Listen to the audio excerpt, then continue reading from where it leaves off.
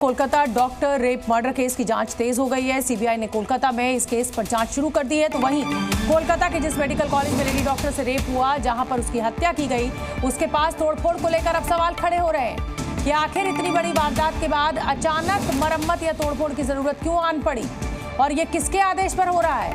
क्या इस कार्रवाई से सबूत नष्ट नहीं हो जाएंगे? बीजेपी नेता अमित मालवीय ने इस वीडियो को सोशल मीडिया पर साझा कर सवाल खड़े किए हैं। मरम्मत के नाम पर तोड़फोड़ की गई है और इसको लेकर अब सवाल खड़े हो रहे हैं। सेमिनार रूम के बगल में ये तोड़फोड़ हुई है, वो सेमिनार रूम जहां पर कि इस पूरे रेप और हत्याकांड को अंजाम दिया गया था। पुलिस की मौजूदगी में ये तोड़फोड़ हो रही है। सीबीआई टीम हालांकि केस की जांच में जुट गई है, लेकिन रेप वाले हॉल के पास तोड़फोड़ पर सवाल जरूर खड़े होते हैं। तो वहीं बीजेपी ने ममता सरकार पर हमला बोला है। बीजेपी ने सवाल उठाते हुए कहा कि मुख्यमंत्री ममता आखिर किसे बचाने की कोशिश में जुटी है। बीजेपी प्रवक्ता गौरव भाटिया ने प्रेस कॉन्फ्रेंस कर गंभीर सवाल खड़े किए। किस तरह से पश्चिम बंगाल में कानून व्यवस्था ध्वस्त हो चुकी है। निर्ममता बनर्जी से कुछ सवाल पूछे जाने आवश्यक है और इसलिए आवश्यक है क्योंकि पश्चिम बंगाल और भारत की जनता को, हर महिला को, हर बहन को यह हक है वो ये जाने कि जब ममता बनर्जी या कहें निर्ममता बनर्जी को पीड़िता के परिवार के साथ खड़ा होना था तो वो किसको बचाने की साजिश रच रही थी। डॉक्टर बेटी से हुए रेप और मर्डर पर कई सवाल अब उठ रहे हैं। अपराध की गंभीरता और बर्बरता को देखकर लग रहा है कि अकेला शख्स ऐसा कैसे कर सकता है। पहला सवाल, वारदात में क्या संजय अकेला था?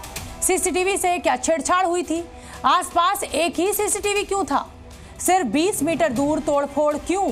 प्रिंसिपल का इस्तीफा क्यों नहीं मांगा?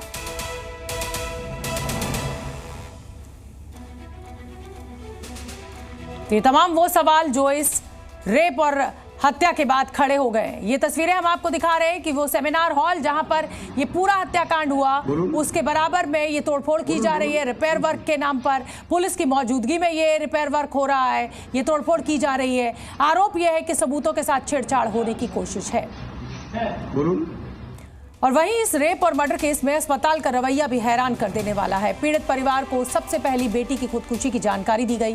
बाद में यह बताया गया कि डॉक्टर बिटिया की हत्या हो गई है। हद तो तब हो गई जब मां बाप को अपनी बेटी से 3 घंटे तक मिलने नहीं दिया गया। तो आखिर अस्पताल ने ऐसा रवैया क्यों अपनाया? किसका दबाव था कि इस हत्या को आत्महत्या में तब्दील करने की खबर पहुंचानी पड़ी? खुदकुशी की जानकारी दी गई पहले और फिर बाद में बताया गया हत्या है, और 3 घंटे तक माता पिता को मिलने नहीं दिया गया। कोलकाता में हुई वारदात को लेकर सियासत भी तेज हो गई है। बीजेपी ममता बनर्जी सरकार पर सवाल उठा रही है तो विपक्षी दल इसे बीजेपी की राजनीति कह रहे हैं। वहीं सीबीआई जांच के आदेश से इंसाफ की आस जरूर जगी है। किसी न किसी को वहां पर वह बचाने की कोशिश कर रही हैं। अब ये सीबीआई जांच में आएगा, परंतु अफसोस ये है कि हर बार हाई कोर्ट को इंटरवीन करना पड़ता है वहाँ की लॉ एंड ऑर्डर सिचुएशन के लिए, और इसकी ठीक जांच तो तब होगी जब ममता बनर्जी इस्तीफा देंगी।